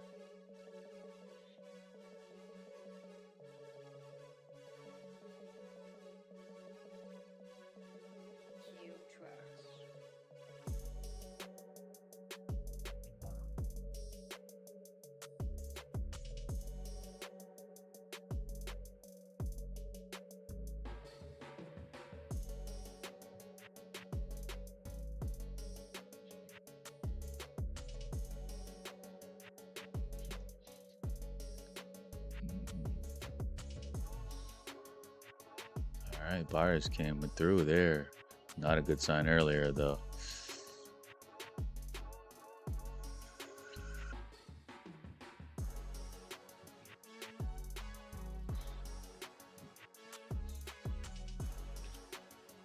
Another rush of orders here at 10:55. 2 minutes.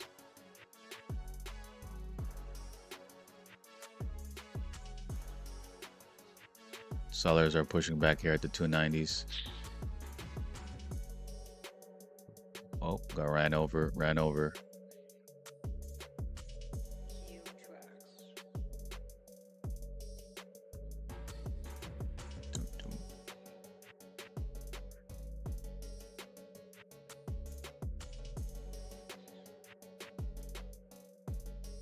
295 sellers again.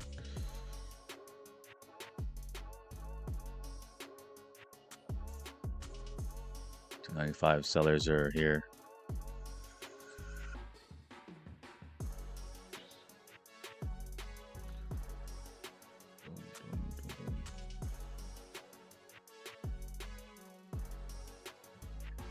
They're gonna keep it. They're gonna keep it around here, value area high.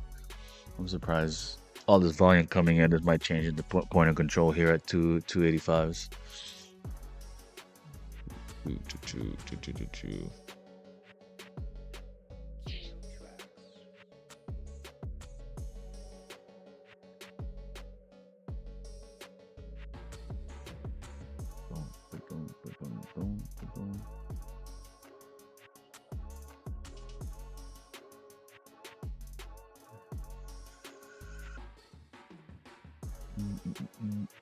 Not a good sign for a thing right here, man.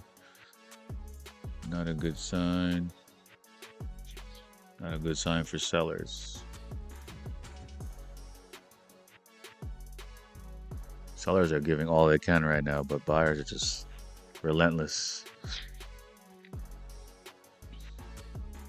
Here's another set of orders. Let's see what it does here. 5 minutes left till market close.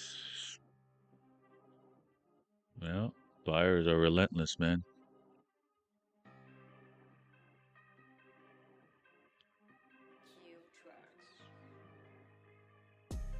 Five minutes. We got 5 minutes.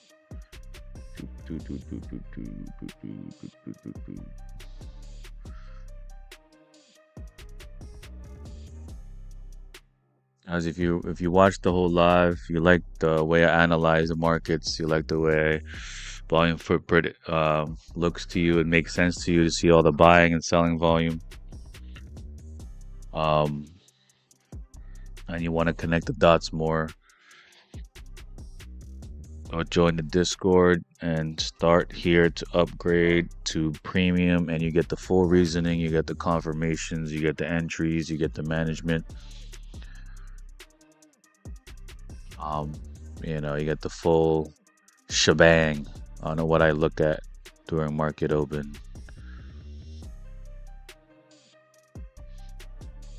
Let me put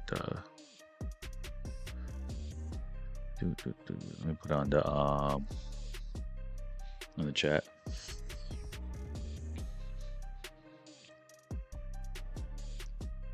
I put the Discord link on the chat if you guys are interested.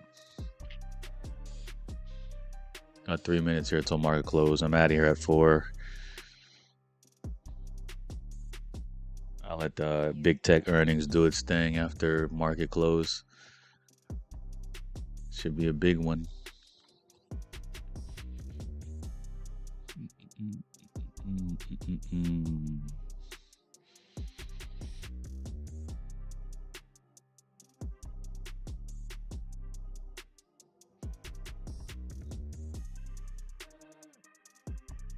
I'll stay on for like maybe extra 5 if you guys have any questions. But yeah, catch me on the Discord if you upgraded and we got an exclusive chat on premium where I answer all your questions.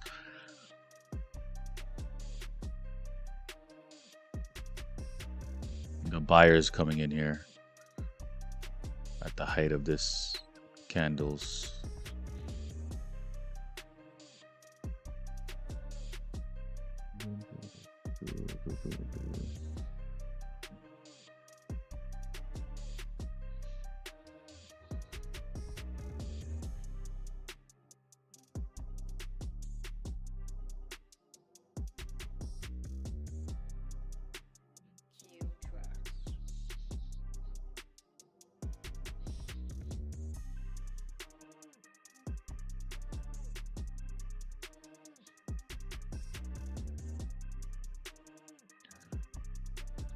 Ooh, what a move.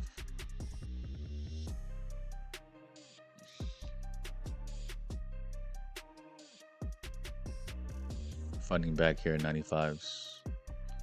Oh, got ran over at the 95s. Nope, got sellers here. Let's see, last candle of the session.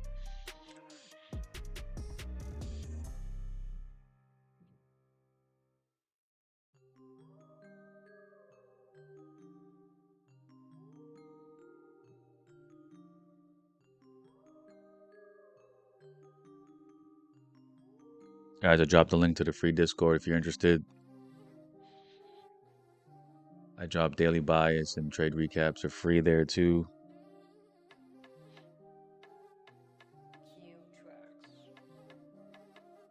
What a 1 minute candle for it to end it, huh? It's just like the first minute candle AM session, huh? Everyone's putting in their bets of higher. All need to get crushed. Let's see. That's it, folks. They're out of here. 35-point candle. Actually, 40-point candle. All right, guys. I will stay on for like 2 minutes. There's no questions in 2 minutes. I'm out of here. Catch me in the Discord. You got any questions? Let me know.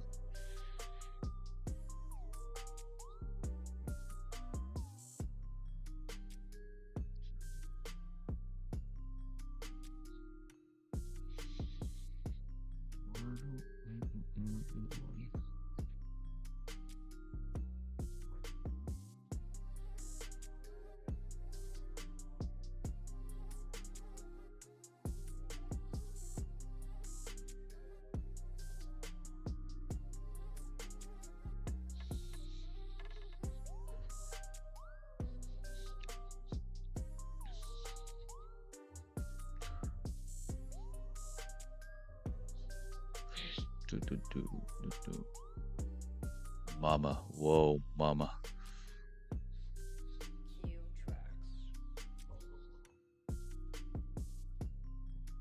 Back to point of control here. Haha. It's 80 handle candle.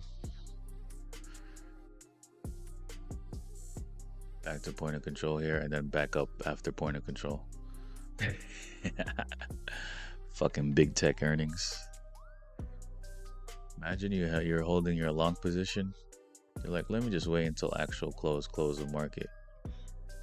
You got wrecked, bruh. Alright, guys. Catch you on the flip side. What a candle to close it out. I'll see you guys on the next one. I'll see you guys on Discord. See, back to VWAP, point of control. There it is. A lot of volatility going on. This is the shit that I was wanted to happen in Powell. Anyway, alright guys, I'll see you on the flip side. Peace.